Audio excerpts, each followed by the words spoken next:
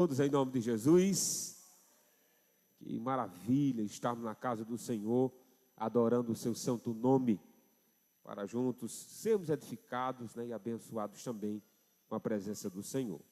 Meus amados irmãos, os que dispõem de Bíblia, abramos conosco o Evangelho segundo João, capítulo 10. Evangelho segundo João, capítulo 10, a partir do versículo de número 22. Evangelho segundo João, capítulo 10, a partir do versículo de número 22. Passamos a ler a palavra do Senhor. Celebrava-se em Jerusalém a festa da dedicação. Era inverno. Jesus passeava no templo, no pórtico de Salomão. Rodearam-no, pois, os judeus e o interpelaram. Até quando nos deixará a mente em suspenso? Se tu és o Cristo, dize-o francamente. Respondeu-lhes Jesus: já vos disse, e não credes. As obras que eu faço em nome de meu Pai testificam a meu respeito. Mas vós não credes, porque não sois das minhas ovelhas. As minhas ovelhas ouvem a minha voz, eu as conheço e elas me seguem. E eu lhes dou a vida eterna, jamais perecerão, e ninguém as arrebatará da minha mão. Aquilo que meu Pai me deu é maior do que tudo, e da mão do Pai ninguém pode arrebatar. Eu e o Pai somos um.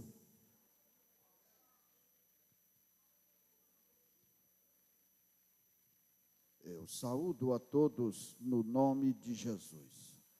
Oremos. Santo Deus amado, Pai de toda grandeza, Senhor do céu e da terra, nós te agradecemos por este momento. A tua igreja, Deus, está aqui reunida para adorar, para celebrar o teu nome, para ouvir a tua palavra, os ensinamentos da tua verdade divina, meu Senhor, revelada ao teu servo, que estará ministrando a partir de agora. E eu te peço, Deus, toma-o em tuas mãos. Deus, concede-lhe a tua graça, meu Senhor, e que o teu Santo Espírito opere gloriosamente na vida do teu servo, pastor Arthur, que está a partir de agora ministrando a tua palavra bendita. Fala conosco, Deus, nos abençoa em nome de Jesus. Amém.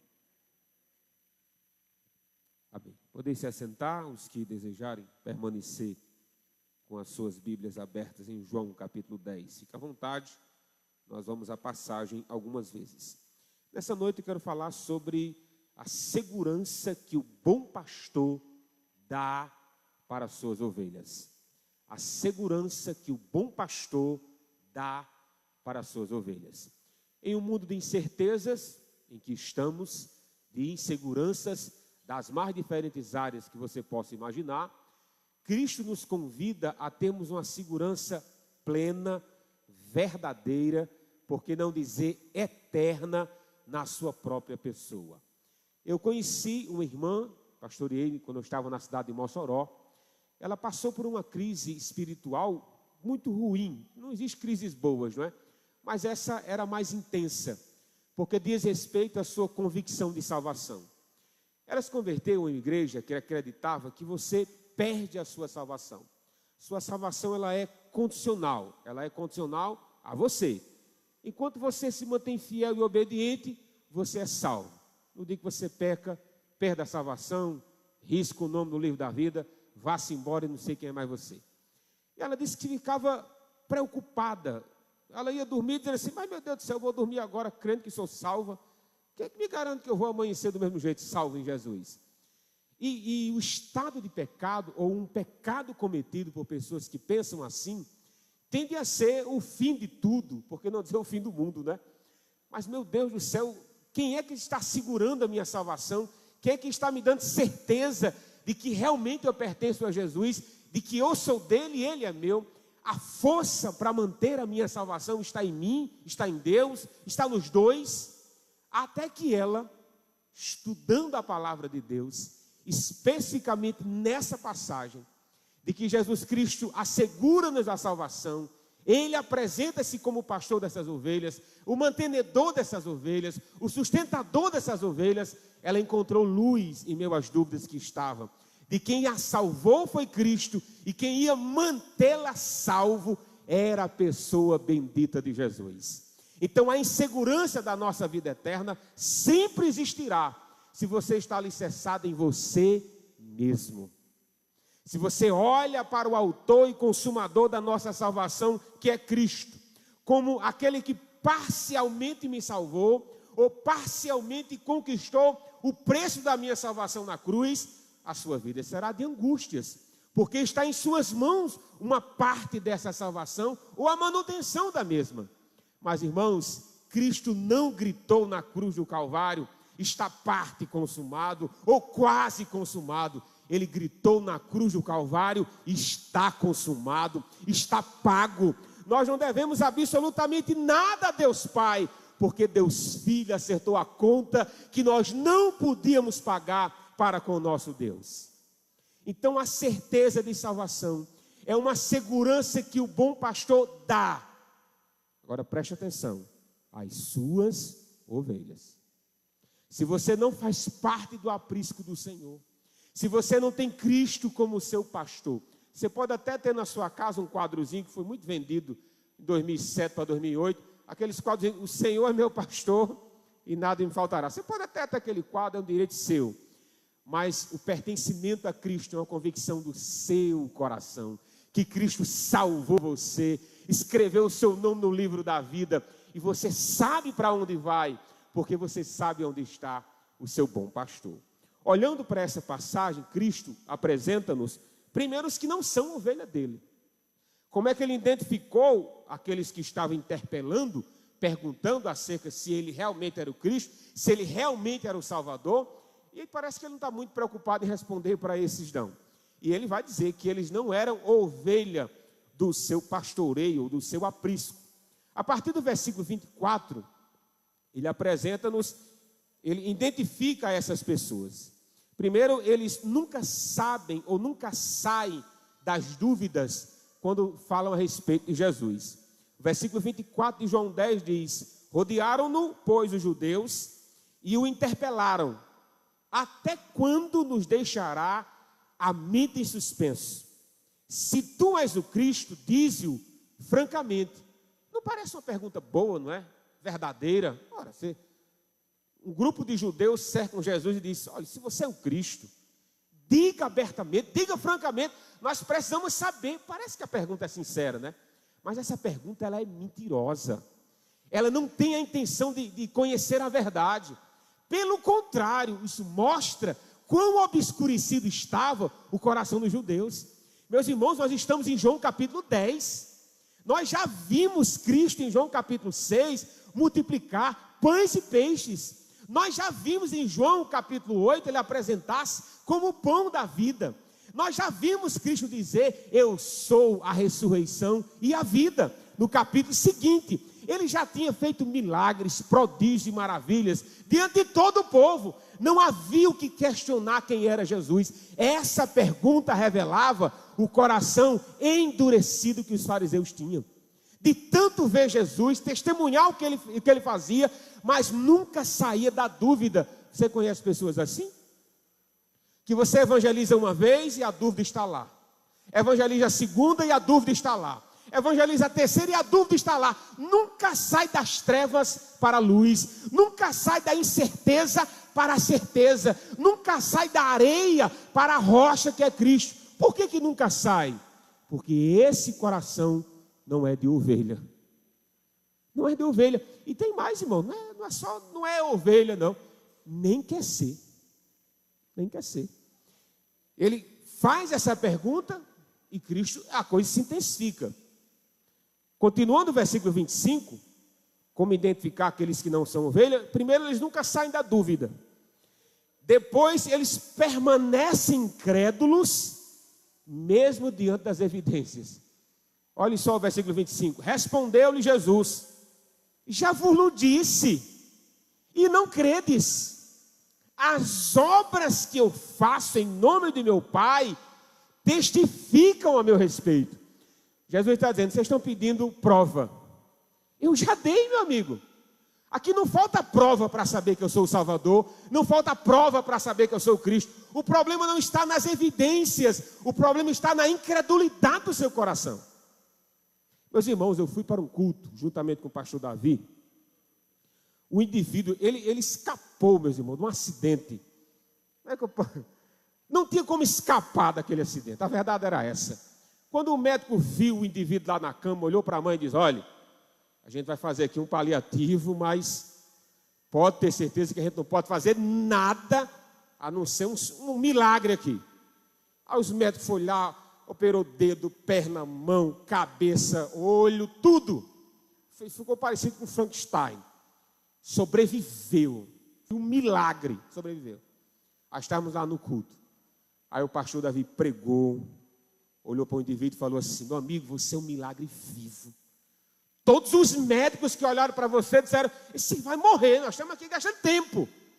Mas ele sobreviveu. Aí o pastor disse: você quer entregar a sua vida para Jesus? Aí o cabra disse: não. Aí o pastor, o pastor estava incrédulo na resposta que ouviu.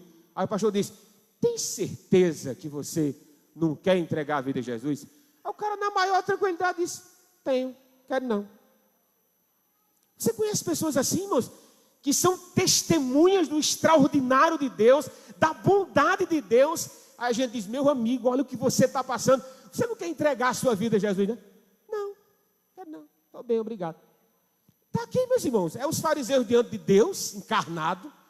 Jesus dizendo: eu já mostrei que sou Deus, já revelei que eu sou Deus, mas vocês não acreditam, mesmo diante dos fatos. Mas aqui, meus irmãos, tem um agravante aqui, uma revelação de Jesus. Eu não quero preocupar ninguém, mas está na Bíblia, é verdade, eu acredito. Jesus vai dizer porque existem pessoas assim. Como é que pode pessoas serem alvos de um milagre de Deus, verem o milagre de Deus e mesmo assim continuar incrédulos? Ele vai revelar. Quer você goste ou não da resposta, está aí no versículo 26. Ele vai dizer por que isso acontece. Mas vocês não credes, porque não sois das minhas ovelhas. Você entende isso? Jesus não está dizendo que eles poderiam acreditar, mas não querem. Jesus está dizendo: não, eles não querem acreditar e nem vão, porque não são das minhas ovelhas. Eu entendo essa declaração de Jesus como a última oportunidade. Meus irmãos, Deus vai dando oportunidade de salvação, Ele é misericordioso, mas tem um dia que a porta fecha, sabe? Tem um dia que Deus diz: ei, meu amigo, já deu o que tem que dar. Você acha que não? Tem, meus irmãos. Você vai brincando com Deus, e Deus é misericórdia, e é verdade, Ele é mesmo. Vai dando oportunidade de salvação, você vai adiando isso. Mas chega um dia que não dá mais para adiar. Chega um dia, meu amigo, que a conta chega. O Deus vai: ei, risca a conta desse aí que já deu. Acabou, meu amigo. Aqui estão os fariseus e os judeus diante de Deus encarnado. Jesus disse: vocês não acreditam no que vocês estão vendo, não acreditam no que vocês ouvem, porque vocês não são minhas ovelhas. Então será que eles não tinham a capacidade de crer? Eles não queriam acreditar e nem poderiam, porque o coração chegou no nível de incredulidade que Deus não se importa mais. Mas pastor, que nível é esse? É aquele, meus irmãos, que a gente vai brincando e acha que Deus vai aturar as nossas brincadeiras como bem quer. Isso são as incertezas de um coração que não pertence a Deus, das ovelhas que não pertencem a Deus, e deve produzir em nós reflexão. Mas a minha intenção nessa noite é produzir segurança nas ovelhas que pertencem a Jesus, que por essas Ele morreu, por essas Ele se revelou, e por essas Ele escreveu o nome no livro da vida. Continuando a passagem, Ele deixa de tratar com essas que não são mais ovelha dele. Não são mais, não foram. A partir do versículo 27, ele vai compartilhar conosco certezas, e eu vou dizer apenas algumas, para que a gente alegre o nosso coração com essas verdades bíblicas. A primeira certeza de uma ovelha de Jesus é a convicção de pertencimento. Olha o que diz o versículo 27, as minhas ovelhas ouvem a minha voz, e eu as conheço, e elas me seguem. Quanta rejeição teve no início desse versículo, não foi? Vocês veem milagre, vocês não acreditam. Vocês me ouvem, vocês não querem saber de mim. Mas tem um povo que quer saber de mim, glória a Deus. Tem um povo que me conhece, que ouve a minha voz, que me segue. Essas são minhas ovelhas.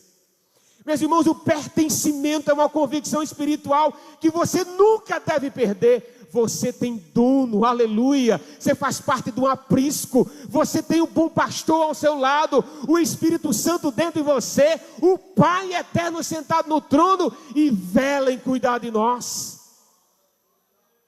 Então sentir sozinho, abandonado, à mercê, não é o que Deus tem para você. O que Deus tem para nós é a convicção de pertencimento. Vocês são minhas ovelhas, eu sei onde você mora, eu sei o que você passa, porque você pertence a mim. A convicção de pertencimento, meus irmãos, deve tirar de nós as incertezas do amanhã. Nós temos dono que cuida de nós, que nos conhece e vela por nós. Mas por que Deus vela por nós? Porque pertencemos a Ele. Ele nos comprou para sermos as suas ovelhas e Ele cuida muito bem das suas ovelhas. A passagem, meus irmãos, fala que as ovelhas ouvem a sua voz. Eu entendo que esse ouvir aqui é a capacidade de saber diferenciar entre a voz do seu pastor, a voz de Satanás e a voz do homem. Rapaz, está chegando aí a vaquejada. Vamos dar só uma olhadinha, só. Você vai dizer assim, essa voz aí é de Satanás. Meu pastor fala assim, alegrei-me quando me disseram, vamos à casa do Senhor. A ovelha tem que saber ouvir a voz do seu pastor, a menos que não seja ovelha. Então a ovelha ouve a voz do pastor, conhece a voz. Esse conhecer aqui, meus irmãos, não é conhecer intelectual. Eu sei quem é Deus, mas é um conhecer de intimidade. Se sua mãe bater a sua porta, você sabe que a sua pode abrir a mamãe, não é? Se seu pai bater na sua porta e seu filho pode abrir, que é meu pai, ele pode abrir, está conhecendo uma voz. Quando o seu pai fala com você, você também sabe que é seu pai, porque isso é um pertencimento e é um relacionamento espiritual e verdadeiro. Quando ele fala, a gente ouve, a gente baixa a cabeça e diz, desculpa aí papai por esse erro, porque você sabe quem é o seu pastor. Não é o que Jesus está dizendo? Eu conheço, elas me ouvem, elas me seguem, porque me conhecem. É interessante que a última sentença aqui, que ele diz, elas me seguem, diz respeito à obediência. Olha, que nem a irmã Sara compartilhou conosco aquele diálogo de Jesus e Pedro. Você pode declarar seu amor a Jesus como você quiser, tá bom? Quem tem boca diz o que quer, não é? Declara o seu amor, chora sobre o amor de Deus. Mas sabe qual é a prova cabal do amor que a gente tem por Deus? É a obediência. Está entendendo? É obediência. Por isso que Jesus disse, Pedro, você me ama? Aí Pedro diz, tu sabes que eu lhe amo. Ah, pois então cuida das minhas ovelhas. A prova final de que Pedro amava Jesus era seguir o ministério que Deus tinha para ele. Era obedecer o chamado e a vocação que Deus tinha para ele. A prova que eu amo o meu pastor é obedecê-lo.